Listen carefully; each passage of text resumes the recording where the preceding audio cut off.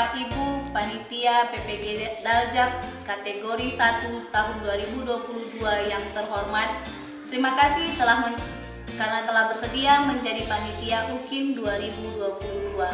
Perkenalkan, nama saya adalah Ilona Borusinulingga. Saya mengajar di SMA Swasta Panglima Polem Rantau Prapat.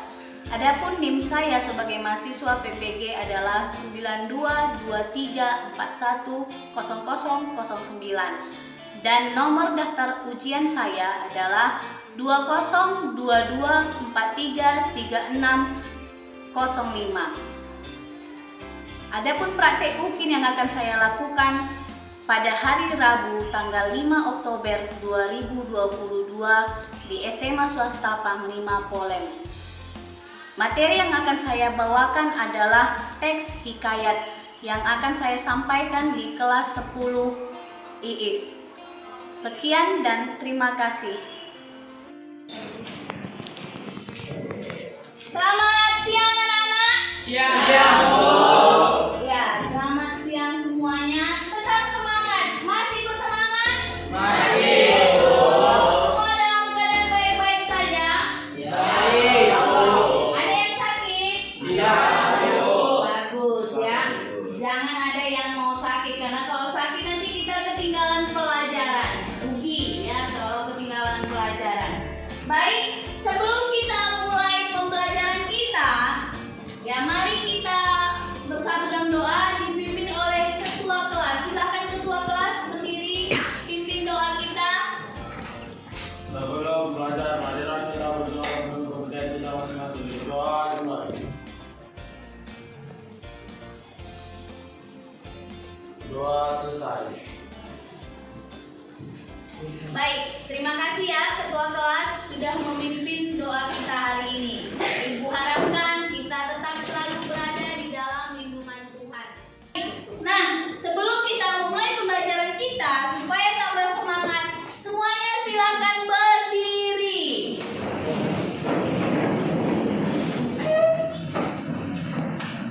Nah, kita akan menyanyikan lagu Maju Tak Gentar supaya kita tambah semangat.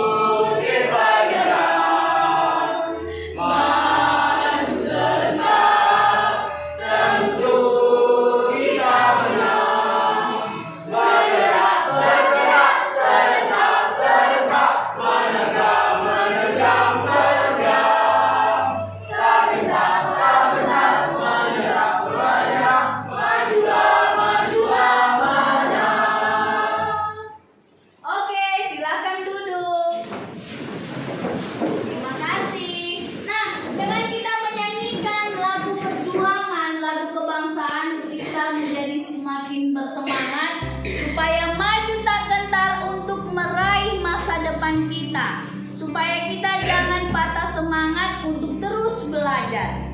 Baik, ya sekarang kita akan masuk ke pembelajaran kita. Tapi sebelumnya Ibu mau tanya dulu, siapa yang masih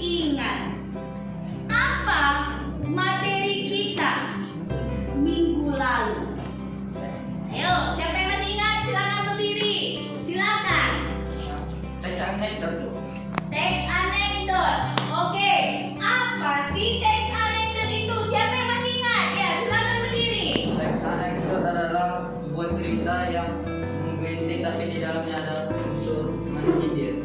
Oke, baik. Terima kasih. Berarti masih ingat ya apa itu teks anekdot? Ya, teks anekdot katanya adalah sebuah cerita yang lucu tapi menyindir sesuatu. Baik. Oke, selanjutnya Ibu mau tanya, siapa saja biasanya tokoh yang digunakan dalam teks anekdot tersebut? Siapa yang masih ingat? Ya, silakan. Biasanya tokohnya orang penting atau orang terkenal, Bu. Iya, di dalam teks anekdot selalu ada salah satu tokohnya adalah seorang tokoh penting, ya, yang memiliki jabatan. Kenapa? Karena mereka dianggap menjadi suatu panutan, suatu teladan yang baik untuk masyarakatnya. Oke, nah Ibu mau tanya lagi. Apakah sama cerita humor dengan teks anekdot tersebut? Siapa ya, silakan. Berbeda, Bu, karena kalau teks humor itu dia hanya menghibur, sifatnya hanya menghibur. Tapi kalau teks anekdot dia tidak hanya menghibur, tapi dia ada unsur menyindirnya. Oke, bagus. Terima kasih. Yang teks humor sama teks anekdot memang sama-sama menghibur, sama-sama menggelitik ceritanya. Tapi bedanya di teks anekdot ada unsur yang dibawa, yaitu unsur menyindir seseorang, menyindir sesuatu supaya ada perubahan. Oke, Ibu mau tanya lagi. Ya, bagus ya. Ibu bangga kalian bisa dan masih ingat apa itu teks anekdot. Oke, nah Ibu mau bertanya, siapa di sini yang pernah baca cerita rakyat? Apakah semua di sini sudah pernah baca cerita rakyat? Oke, bagus. Karena mulai dari SD, mulai dari SMP, ya, ada begitu banyak buku cerita, baik itu di toko buku, di perpustakaan sekolah kita. Ya, ada banyak yang membawa unsur cerita rakyat. Nah, Ibu mau tanya, siapa yang tahu dari mana asal cerita rakyat itu? Ayo, silakan. Berasal dari berbagai daerah yang ada di Nusantara. Oke, berada dari berbagai daerah. Setiap daerah membawa ceritanya masing-masing. Ya, ada misalnya si Malin Kundang, ada misalnya Batu Gantung. Malin Kundang dari mana ya? Siapa yang tahu? Malin Kundang dari mana? Dari Danau Toba atau Perapat. Malin Kundang dari Perapat. Coba dari mana? Dari Sumatera Barat. Berarti si Megita hanya baca ceritanya, tapi dia tidak melihat dari mana asalnya. Oke, ya nggak apa-apa. Kita ini masih dasarnya. Ya, cerita rakyat itu berasal dari berbagai daerah yang ada di Nusantara ini. Baik, selanjutnya, biasanya cerita rakyat itu menceritakan apa? Silakan. menceritakan kehidupan rakyat, menceritakan kehidupan istana yang berhubungan dengan raja, pangeran, dan bawahannya. Oke, yang bersifat menceritakan keadaan rakyat yang ada di sekitar. Ya, menceritakan keadaan istana karena zaman dulu ya Indonesia ini banyak istana-istana yang berdiri. Kalau sudah ada hubungan istana, berarti ada rajanya, ada putrinya, ada pangerannya, dan ada hamba-hambanya. Oke, Ibu mau tanya lagi. Biasanya cerita rakyat itu apa saja jenisnya? Ayo silahkan. Legenda, fabel, mitos, dan hikayat. Legenda, fabel, mitos, dan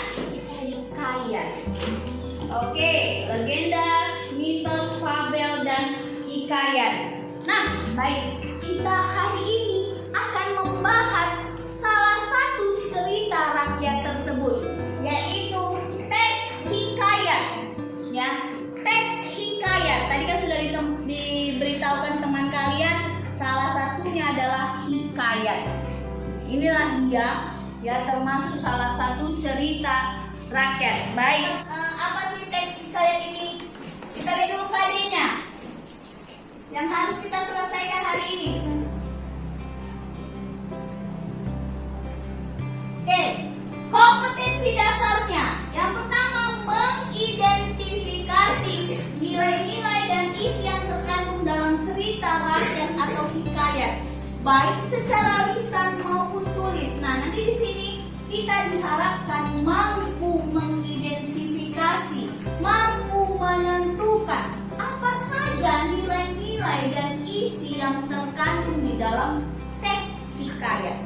Lalu yang kedua, menceritakan kembali isi cerita rakyat atau hikayat yang didengar maupun dibaca. Nah, di sini kita diharapkan mampu, ya, menceritakan kembali dengan bahasa kita sendiri, ya, dari teks hikayat yang sudah dibaca atau yang sudah kita dengar.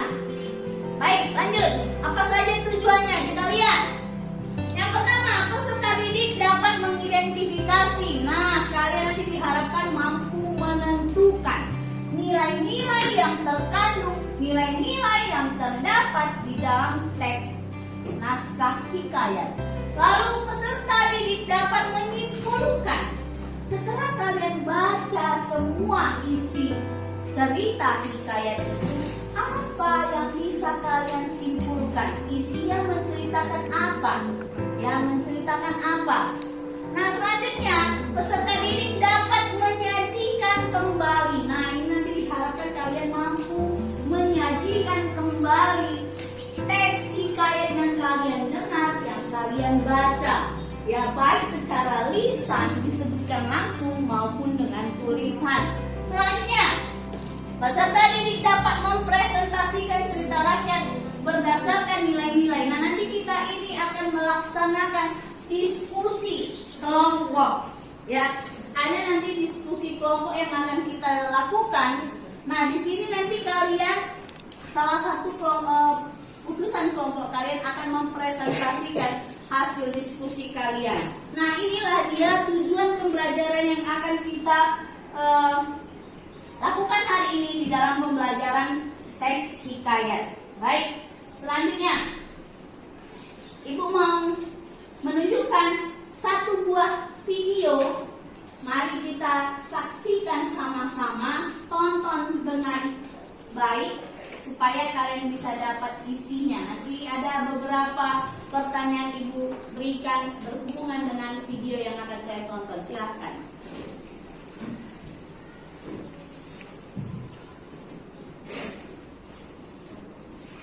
Assalamualaikum warahmatullahi wabarakatuh.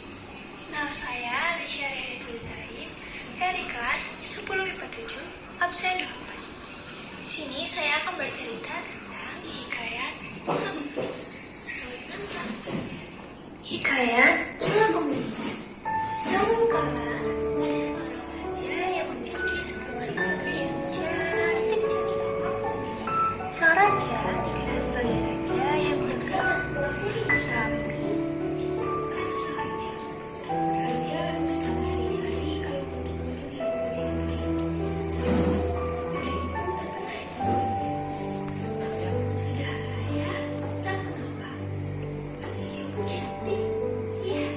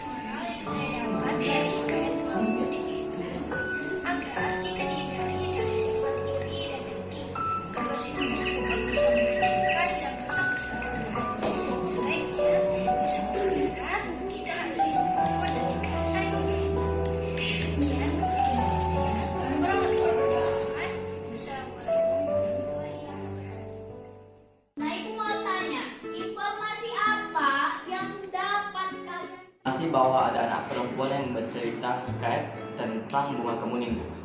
Oke, ya ada seorang anak perempuan kelas 10 sama seperti kalian juga membacakan hikayat bunga kemuning. Bagaimana kehidupan bunga kemuning ini dengan saudara-saudaranya, dengan ayahnya, dan apa yang terjadi ya ketika dia mendapatkan hadiah dari ayahnya. Oke, nah ibu mau kalian juga tetap ya sama seperti kemuning ini yang berpikiran positif ya, berpikiran positif ketika ayah kalian memberikan sesuatu, kalian menerimanya dengan ya ucapan syukur. Apa manfaatnya ketika kita mempelajari hikayat? Siapa yang tahu?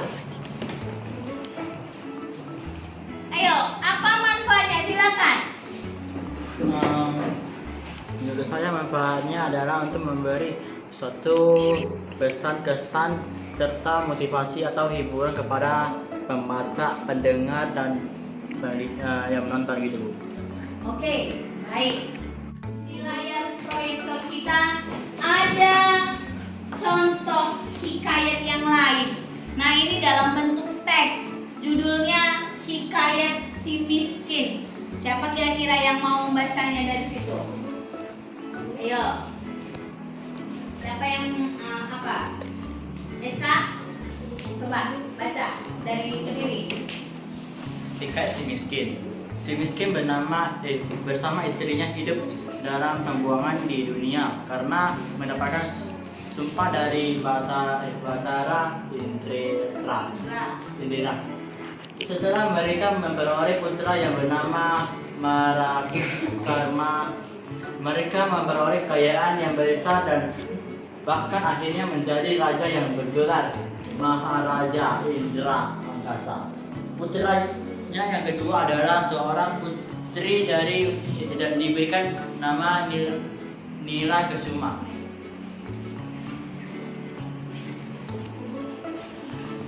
Karena percaya kepada ramalan para ahli, nujum kaki tangan Maharaja Indra dewa yang menaruh iri hati kepadanya. Oke, gantian. Silakan, Megita. Di istana inilah kakak beradik itu akhirnya bertemu kembali setelah mengalami pengembaraan yang penuh dengan mara bahaya. Marakarma berhasil mengembalikan kebesaran orang tuanya dengan bantuan sahabat-sahabatnya. Mahakarma dapat menghancurkan kerajaan Maharaja Indra Dewa. Oke, baik. Nah, itu adalah salah satu contoh hikayat juga. Ya, judulnya adalah Si Miskin. Nah, kita sudah membaca ini. Berhubungan dengan apakah ini? Berhubungan dengan kehidupan masyarakat di sekitar. Ya. Pada masa itu mereka mempercayai ya dewa-dewa.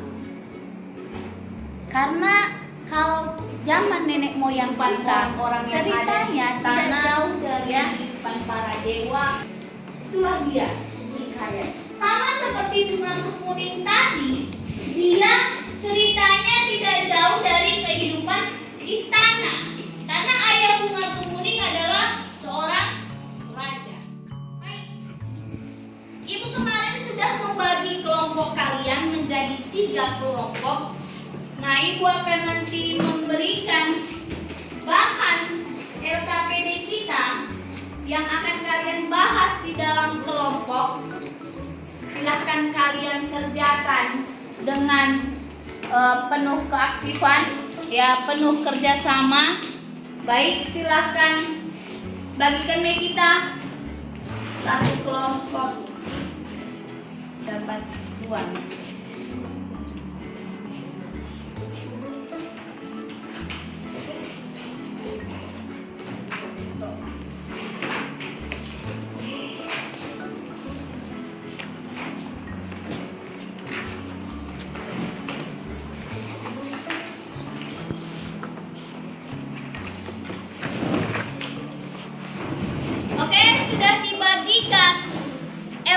PD-nya, silakan kalian diskusikan, ya. Silakan kalian diskusikan sesuai dengan perintah yang ada di LKPD. Nah, kalian pertama sekali lihat nanti ada cerita hikayat juga di dalamnya. Nah, kalian coba tuliskan kembali dengan menggunakan bahasa kalian sendiri. Temukan nilai-nilai yang terdapat di dalamnya. Tentukan isi yang apa yang bisa kalian dapatkan di dalam cerita hikayat tersebut. Oke, silahkan.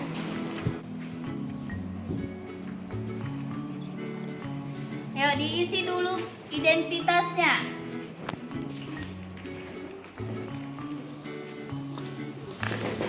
Ayo, coba lihat perintah yang diinginkan dalam diskusi itu.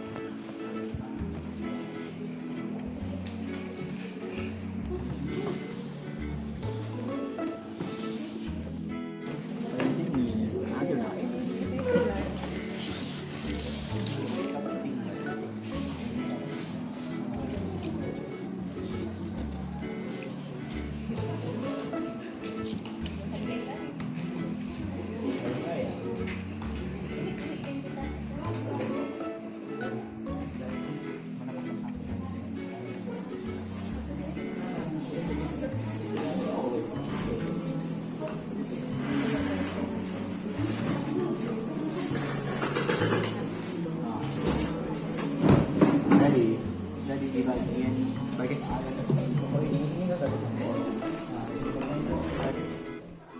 Ya, akan ibu tunjuk secara acak kelompok siapa yang lebih dahulu maju mempresentasikan hasilnya.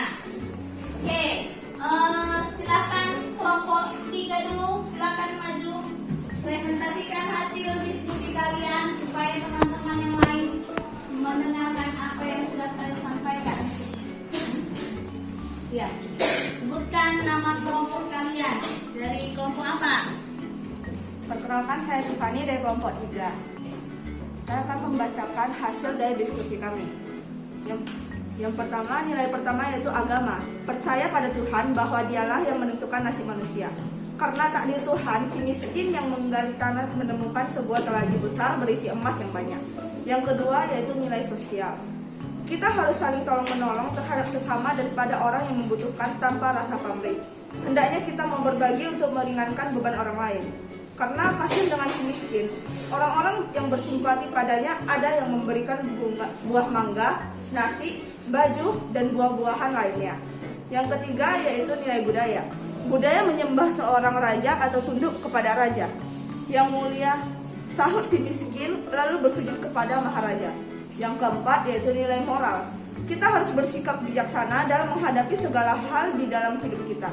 Mendengar perkataan suaminya, sang istri menangis semakin hebat. Tenanglah Adinda, jangan menangis. Kakanda akan mencarikan buah mangga itu. Jika dapat, Kakanda akan berikan kepada Adinda, kata si miskin. Sang istri pun tidak menangis lagi. Sekian hasil dari perwakilan dari kelompok saya. Oke, berikan tepuk tangan. Tolong diperhatikan ya. Nama saya Karin Vandelo, saya dari kelompok 1. Ini adalah hasil dari diskusi kami. Isi yang terkandung dalam teks cerita rakyat atau hikayat berjudul Si Miskin. Ada seorang suami istri yang dikutuk hidup miskin. Pada suatu hari, mereka mendapatkan anak yang diberi nama Marakarma. Dan sejak anak itu lahir, hidup mereka pun menjadi sejahtera dan berkecukupan. Ayahnya termakan perkataan para ahli nujum yang mengatakan bahwa anak itu membawa sial dan mereka harus membuangnya. Setelah membuangnya, mereka kembali hidup sengsara. Dalam masa pembuangan, Marakarma belajar ilmu kesatian dan pada suatu hari ia dituduh mencuri dan dibuang ke laut. Ia terdampar di tepi pantai tempat tinggal raksasa pemakan serigala. Ia pun ditemukan oleh Putri Cahaya dan diselamatkannya. Mereka pun kabur dan membunuh raksasa tersebut.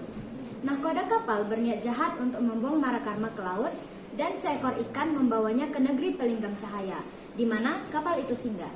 Marakarma tinggal bersama nenek Kebayan dan ia pun mengetahui bahwa Putri Mayang adalah adik kandungnya. Lalu Marakarma kembali ke negeri Puspasari dan ibunya menjadi pemungut kayu. Lalu ia memohon kepada dewa untuk mengembalikan keadaan Puspasari. Puspasari pun makmur mengakibatkan Maharaja Indradewa dengki dan menyerang Puspasari. Kemudian Marakarma menjadi Sultan Mercunegara. Sekian dari kelompok kami, terima kasih. Terima kasih sudah melakukan diskusi yang baik. Nah, ada gunanya kita berdiskusi, yaitu untuk saling bertukar pikiran supaya dapat memecahkan permasalahan yang ada. Nah, ibu mau tanya dulu, kira-kira apa sih hikayat itu? Tadi kan kita sudah bahas, sudah tonton videonya, sudah membaca teksnya, sudah ada beberapa pertanyaan yang ibu berikan dan kalian mampu menjawabnya dengan baik. Apa sih hikayat itu? Siapa yang bisa menyimpulkannya? Ya, silakan berdiri. Hikayat adalah karya sastra Melayu lama yang berbentuk prosa yang ceritanya tentang kisah kehebatan seseorang ditambah dengan kesaktian, keanehan, serta mujizat tokohnya. Oke, terima kasih. Kenapa dikatakan dari Melayu lama? Karena Indonesia ini memang berasal dari suku Melayu. Ya, bangsa tertua di Indonesia adalah Melayu dan kebiasaan membuat sebuah cerita itu biasanya di masyarakat Melayu. Ya, ketika ada kegiatan suatu acara atau hiburan, mereka akan menggunakan hikayat bisa, fabel bisa, bahkan cerita rakyat yang lain untuk menghibur pembacanya. Nah, di dalam hikayat ada kemustahilan terjadi. Ya, ada kemustahilan, sesuatu yang tidak mungkin menjadi mungkin ketika dimasukkan ke dalam cerita hikayat. Misalnya, ya ada seekor burung bisa berbicara, menasehati seseorang. Ya, ada mungkin tadi seperti bunga kemuning itu, bagaimana dia ketika saudara-saudaranya sakit hati dan membunuh dia, apa yang terjadi setelah itu? Mungkin akan tumbuh di atas pusaranya bunga berwarna kuning yang makanya dikatakan bunga kemuning. Atau yang lain, sesuatu kemustahilan. Atau misalnya ketika ada yang berniat jahat, tiba-tiba dia menghilang dan sampai pada tempat yang tidak diharapkan misalnya. Nah, itu terjadi di hikayat. Baik, ibu mau tanya lagi. Tadi sudah ada beberapa kawan kalian yang sudah mempresentasikan hasil diskusinya. Nah, ibu mau tanya, nilai-nilai apa saja yang bisa kita temukan di dalam teks hikayat tersebut? Siapa yang tahu?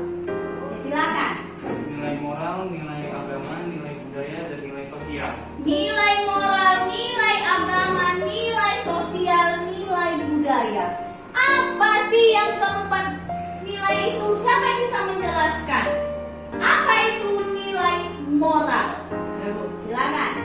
Nilai moral adalah akhlak dan sifat baik manusia dan buruknya manusia. Oke, moral berarti sifat yang keluar dari diri kita. Ya, bagaimana karakter kita, perilaku kita dari moral. Oke, selanjutnya ibu mau tanya lagi. Ya, apa sih itu nilai dari agama? Silakan.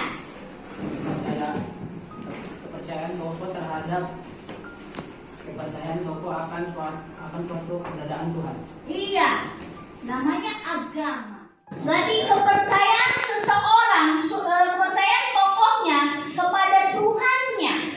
Kalau memang dia ceritanya pada masa zaman dulu masih mempercayai dewa dewi, berarti ya Tuhannya masih dewa dewi. Kalau sudah mengarah ke nilai modern hikayatnya, ya sudah mengarah kepada Tuhan yang Maha Esa. Oke, selanjutnya Ibu mau tanya, apa sih itu nilai sosial, nilai budaya? Silakan. Nilai sosial pada relasi antar manusia, dan nilai budaya mengangkut adat istiadat dan kebiasaan. Oke, ya, nilai sosial adalah hubungan kita dengan sesama. Kalau dia di hikayat, hubungan tokohnya dengan tokoh yang lain yang ada di sekitarnya. Kalau nilai kebudayaan, apa kebiasaan yang sering terjadi di tempat lingkungannya? Sudah? Di tempat lingkungannya. Oke, selanjutnya Ibu mau tahu, kalian sudah bisa tidak menyimpulkan hikayat itu. Siapa yang tahu karakteristik dari hikayat? Ciri-ciri dari hikayat. Ayo. Siapa yang tahu apa saja? Silakan. Kemustahilan, anonim, arkaik, istana sentris, dan kesaktian. Oke. Apa sih anonim itu? Ya, kalau zaman nenek moyang kita dulu, ya ada pesta, misalnya si raja dia mengikuti pesta, dia mau menghidupkan suasana pesta, dia bercerita. Dengarkan, aku ada cerita loh. Lalu dia bercerita. Rupanya di pesta itu ada si Valdi di situ. Mengena isi cerita itu pada si Valdi. Pada saat pesta selanjutnya, aku ceritakan kembalilah cerita yang kudengar pada saat pesta dulu. Begitu terus dari mulut ke mulut, ya, sehingga dilupakan siapa atau tidak ingat, tidak diketahui siapa nama awal pembuat cerita itu. Makanya dikatakan anonim. Nah, selanjutnya kemustahilan. Ya, di dalam kemustahilan itu sesuatu yang terjadi tidak mungkin menjadi mungkin. Ya, lalu arkais, terdapat kata-kata yang berhubungan dengan masa lalu, misalnya pada zaman dahulu kala, ya, itu berhubungan dengan kata-kata arkais. Lalu ada dia istana sentris, tadi kan di Bunga Kemuning ada kehidupan raja, sang raja dengan anak-anaknya. Di cerita si miskin juga ada berhubungan dengan kehidupan kerajaan.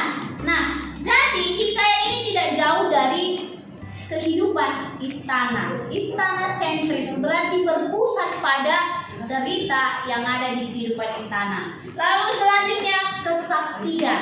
Selain kemustahilan, ada kesaktian di dalamnya. Nah, kalau tiba-tiba menghilang dia muncul di tempat yang lain, itu sudah ada kesaktiannya. Oke, selanjutnya. Baik, itulah dia. Berarti kalian memang benar-benar sudah memahami apa hikayat itu sebenarnya. Ya, apa hikayat itu sebenarnya? Jadi, Ibu inginkan kalian tetap ya mempelajari hikayat ini walaupun cerita pada masa lalu. Ya, ini sangat bermanfaat. Kenapa? Karena walaupun dia hanya sekedar menghibur, tapi dia ada di dalamnya unsur nasihat. Seperti Bunga Kemuning tadi menasehati kita supaya jangan suka iri dengan saudara-saudara kita, dan jangan suka dengki dengan apa yang dimiliki oleh orang lain. Itu dia. Nah, baik, pertemuan kita hari ini cukup sekian. Minggu depan kita akan lanjutkan pembelajaran teks hikayat ini secara lebih detail lagi. Oke, terima kasih. Kita akan akhiri pembelajaran kita dengan kembali berdoa. Silakan Valdi pimpin kita. Sebelum pulang, marilah kita berdoa menurut kepercayaan kita masing-masing. Berdoa dimulai.